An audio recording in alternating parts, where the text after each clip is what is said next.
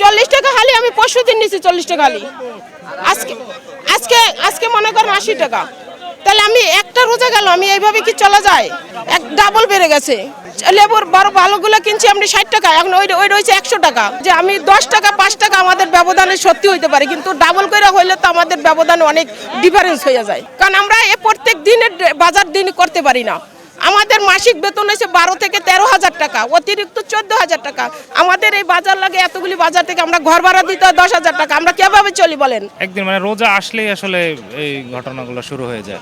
আমার মনে হয় যে এটা আসলে মানুষ সৃষ্টি, মানে এই যে দামটা বৃদ্ধি এটা মানুষের সৃষ্ট, মানে এটা আসলে প্রোডাকশন রিলেটেড কোনো ইস্যু না যে হচ্ছে না লেবু তাই দাম বাড়তেছে, বিষয়টা এরকম না। আপনি যান প্রচুর লেবু আছে, কিন্তু আসলে মানে রোজাকে টার্গেট করে সবাই লেবুটাকে দাম বৃদ্ধি, লেবু শসা টমেটো দাম বৃদ্ধি করার চেষ্টা। লেবু 140 টাকা ডজন।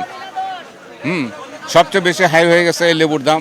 যেগুলো এমনি তরিতরকে এমনি ঠিকই আছে, কিন্তু ফলমূলের দামটা বেড়ে গেছে অত্যাধিক। যেমন কলার ডজন হয়ে গেছে 120 টাকা ডজন।